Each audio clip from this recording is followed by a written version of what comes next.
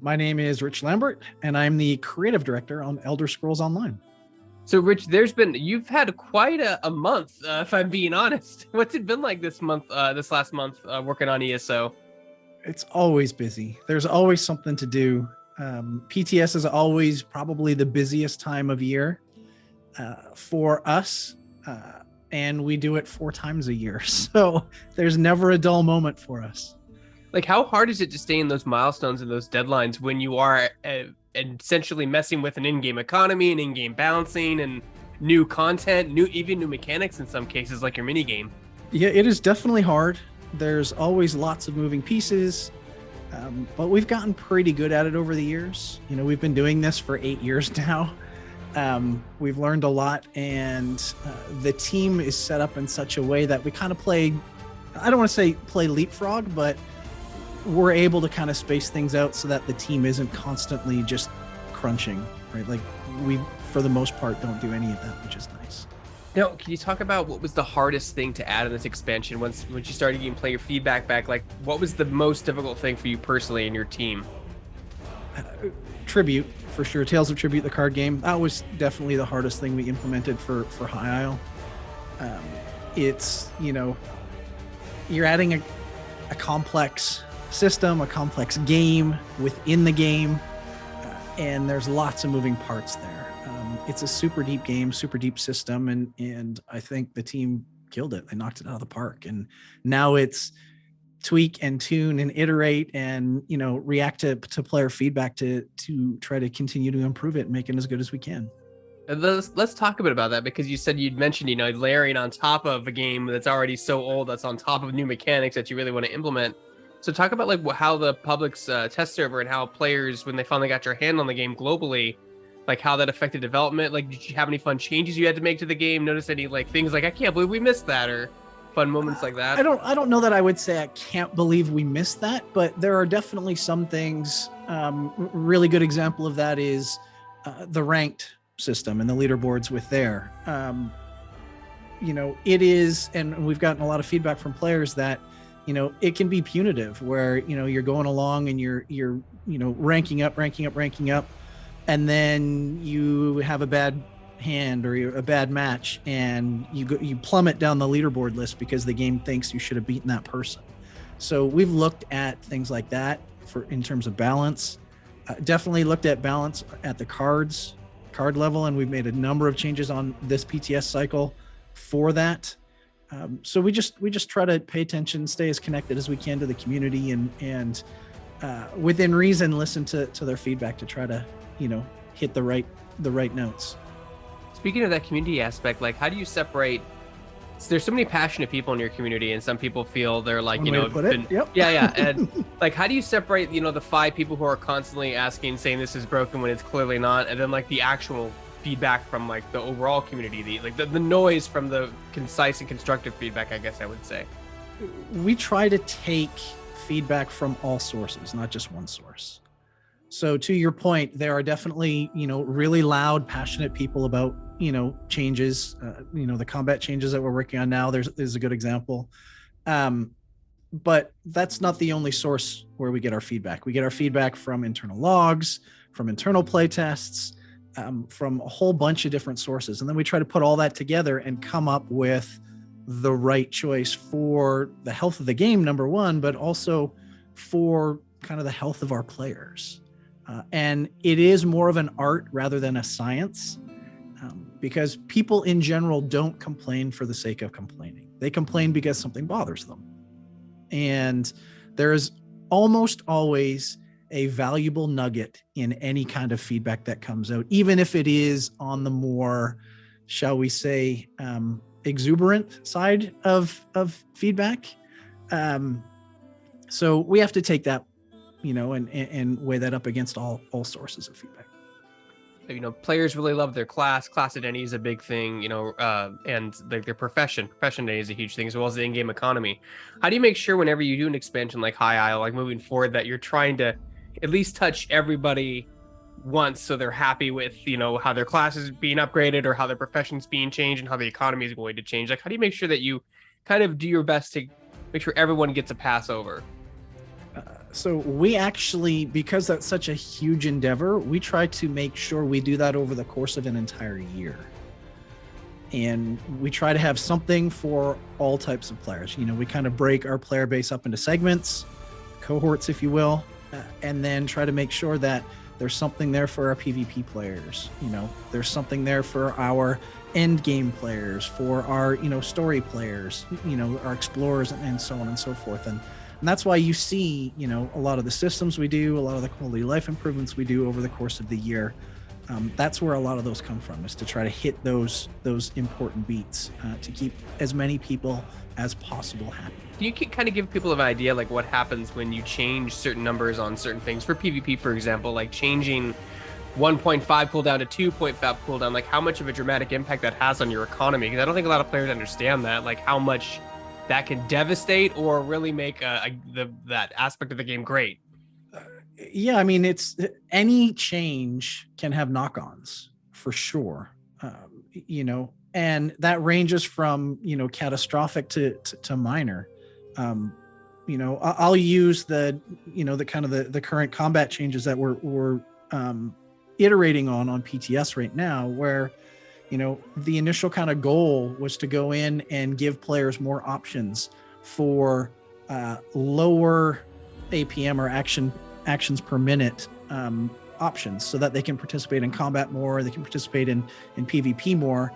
And that caused a really loud ruckus from kind of the top end players who were worried that we were going to make the game too slow for them. And, you know, changing something from, you know, taking every 2 seconds for a longer period of time, so the actual damage overall is roughly the same, but the DPS goes down, changes the feel, changes all kinds of things. And so, you know, the slightest tweaks to things really have an impact, and you have to be very, very careful with them.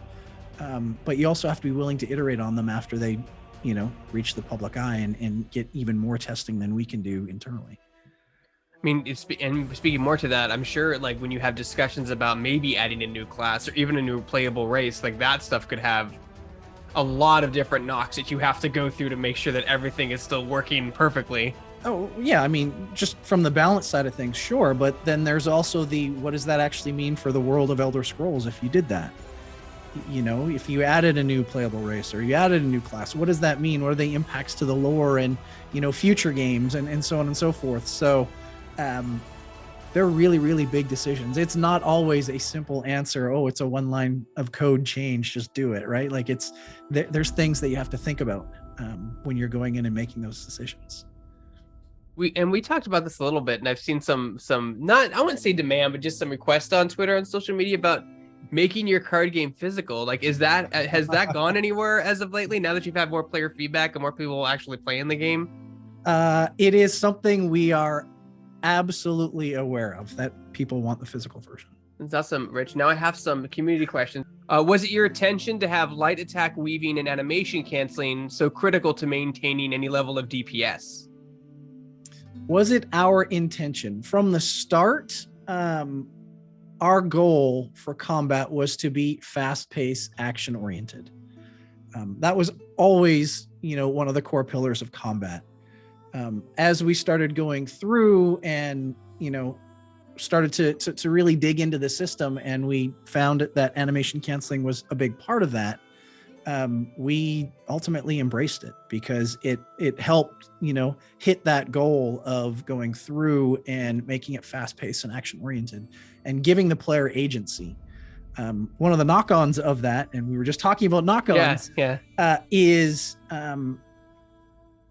the higher your APM or actions per minute are, you know, the faster your brain can process things and your hands can do things, the better you are at the game. And you're so much better than anybody else that can't do that. And that's the problem we've been trying to solve for the last few years, is how do we give players more options to feel like they can participate, you know, not necessarily dominate, but at least participate and compete to some degree with lower APM. Are you considering increasing the difficulty of regular questing encounters? Is that something you consider either as like a world tier system or something else? So for those of the community that have been around for a long time, we actually had that. We had Cadwell Silver and Cadwell's Gold. around launch, which was harder versions of Overland. And the resounding feedback we got was, this sucks. I can't complete story stuff that I want to complete because I'm not good enough at the game. And with One Tamriel, we took a lot of that out. And so I think what the community needs to understand is there is a certain group that just wants to be able to complete the stories and participate in the world. And they don't want to have to, get good, so to speak, and, be able to dominate things. And so we have to make sure that we support that group as well as the people that want to be challenged and want to feel like they have mastery over the game. And ultimately what we decided on is story content was going to be more balanced towards story. Your focus is on the story and enjoying your time through the story. If you want to be challenged, we have world bosses, we have world events, we have dungeons and vet dungeons and trials. And that was how we decided to do it. Whether or not that is the right decision for, the majority of the community, I guess the jury's still kind of out on that. But it's not as simple as just add a toggle that says now everything's harder if I want, because then that starts to ask questions of why would players do this if they don't get rewards for it? It's just one line of code though, Rich. It's one line of code, isn't it? Right. It's one line. And, the people that I've talked to in the community are like, I don't care what the rewards are. I just want to feel challenged. I'm like, you say that, but then you get in there and you're like, this is too hard. F that. I'm going to go back to normal, right? I don't get anything out of it. Why would I do it? And so that's the challenge that we have as developers. I mean, they want that. The key is there. They want players say they want a challenge, but a challenge they can do. Like that's the right. And that's the thing. Like everybody says, I want to be challenged. I want to be challenged. I want to be challenged. But then you go and you look at the data, and players across the board always take the path of least resistance. Always.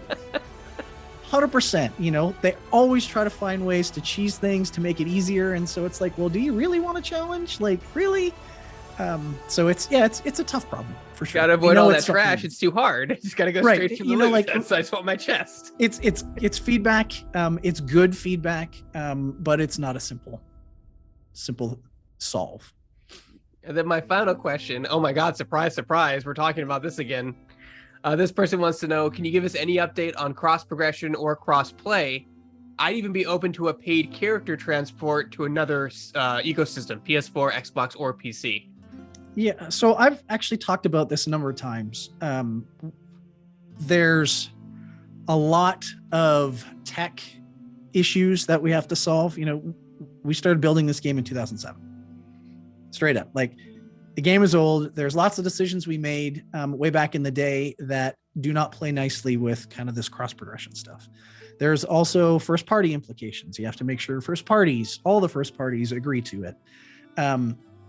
And then the other part is just like, what does that mean in terms of server architecture and how things work? Like we have a mega server architecture.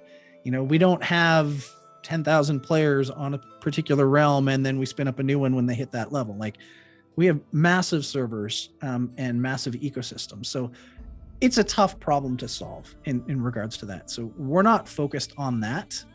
I do like the idea of, being able to move my character to different ecosystems somehow, like character transfers or something like that. I think that is probably more realistic in the future than something like cross progression, cross save, or anything like that. But no promises. People don't realize that like this crossplay thing is still relatively really new. Like in 2007, this was not even a discussion. You would have laughed at somebody if you just said crossplay. What's that? No. Why would I play on my PlayStation Next? That doesn't make sense. Right. Yeah. So it's a tough problem, and some studios have been able to crack that nut, so to speak. But it hasn't been easy. You look at what the Fortnite team went through, where they basically just said, we're going to do it on all the platforms that want us to do it, and those that don't get left behind. And that didn't go over well for those communities, and things changed. So there's a lot of different moving parts. Let me say that. Awesome, Rich. Thank you so much for your time. What's next for ESO? What are you working on now that you can talk about and give the community a little update for?